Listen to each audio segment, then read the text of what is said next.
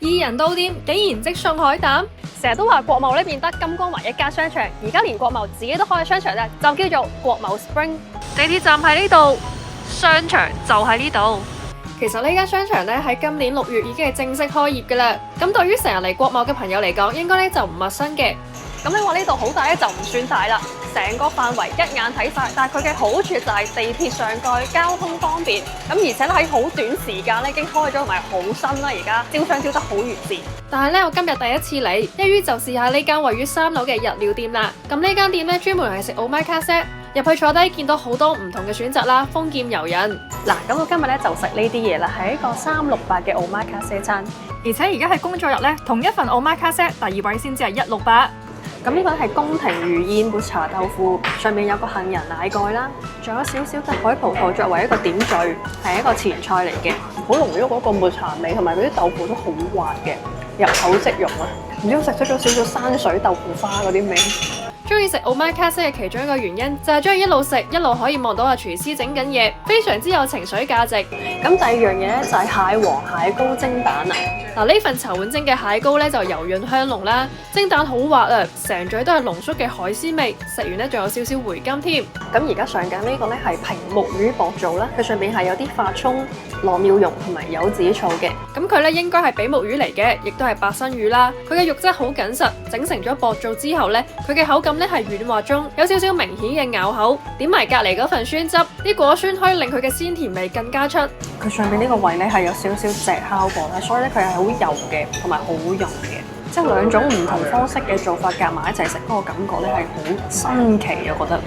但係最驚喜仲係佢啊！嗱，超有儀式感嘅菜式，竟然係送嘅。咁呢個海膽咧就我哋啱啱喺門口咧見到嗰張海報啦，寫住只要係2人到店咧打卡都會送嘅。咁啊，廚師哥哥介紹咧，佢係大連海膽嚟嘅，見到擺滿晒成個咧，真係打卡神器嘅。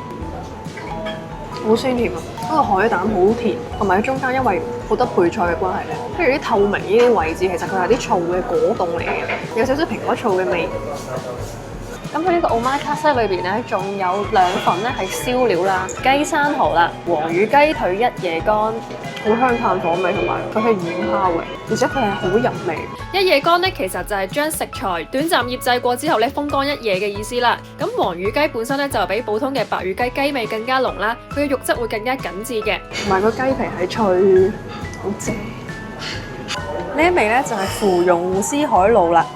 咁佢係有少少墨西哥嘅金汁嘅。哇！呢個好多芋絲喺上邊，真係未食過，原來呢個蝦可以咁樣整嘅，酸酸甜甜嘅，同埋嗰個蝦好熱啊炸到，即係啲吞拿魚同埋啲魚子啦、蝦啦、芒果啦、牛油果啦、海膽等等嘅。咁佢叫做係五彩繽紛雲丹，佢係有好多唔同嘅配料去組成嘅呢個塔塔啦。第一啖食呢個吞拿魚先。佢裏邊有啲壽司飯嘅，嗰個塔塔好脆啊，超滿足，一頭一尾都係我2個 favourite。吞拿魚呢個海膽食埋呢頭先，哇，超鮮味！如果佢可以成條都係吞拿魚同埋海膽就正，魚肉咧好綿滑，好正，係第一次食咁多料嘅塔塔。呢個係白肉夾清湯，裏邊係有加呢個冇蓉菌嘅，好似飲茶咁啊！呢個湯。雖然佢嘅份量唔係好多，但係真係好濃縮嗰個味道，有好香嗰個夾味。跟住咧喺呢個餐裏邊仲有3件唔同餡料嘅手卷，分別咧係由吞拿魚、鵝肝、星鰻。